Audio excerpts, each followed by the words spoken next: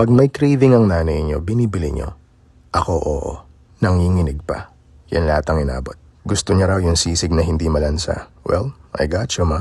Nung una niyang matikman tong liempo sisig ng Manoko Loco, na in love na siya dito. Malinamnam yung timpla, yung laman malambot siya, pustiso friendly kumbaga. Ang puno ko lang sana mas maging consistent sila pagdating sa lutong ng balat. Pero overall, masarap. For 300 pesos, why not? Ito in my humble opinion ang pinakamasarap na chicken sisig na natikman ko. Ang chicken sisig ng Manoko Loco. Tikman mo, para ikaw mismo ang humusga dito.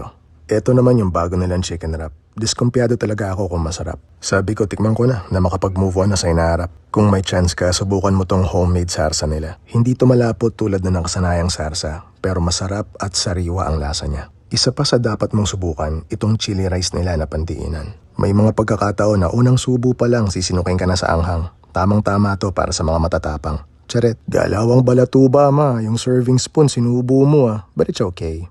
Eto na yung chicken wrap nila. May homemade garlic sauce na kasama. May spicy garlic sauce din pero banayad lang siya. Matamis yung pita. Unang kagat, malalasahan mo na lasang pandesal siya. Ang sarap ng lahat ng components nung manguya ng sama-sama. Nagko-complement yung pico de gallo na may mango sa roasted chicken nito. Ma-appreciate mo yung timpla ng roasted chicken nila. Ang lutong din ng lettuce na kasama. Kung kada order ganito lagi kasiksik yung manok, yung 130 mo, pasok na pasok. Craving satisfied, napakwento na si nanay, mukhang tagumpay. Ikaw, anong definition mo ng tagumpay? Dapat ba meron kang bahay, lupa at kotse na magara? Yung pagdating sa maraming tao, ikaw yung tinitingala. Yung sa laki ng pera mo sa bangko, yung kabuhayan mo, never mauuga.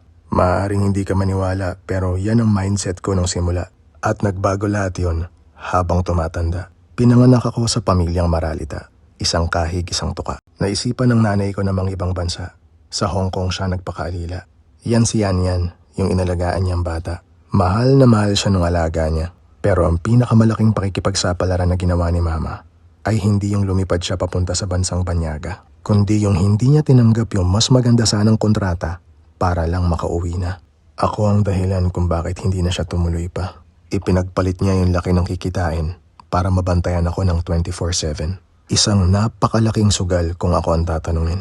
Kaya sa bawat pagkakataon na meron ako, ipinapakita ko sa nanay ko na hindi siya nagkamali sa desisyon na kanyang pinili. Hindi ako ang pinakamabait, pinakamasikaso at pinakamayamang anak sa mundo. Pero ginagawa ko ang lahat na makakaya ko.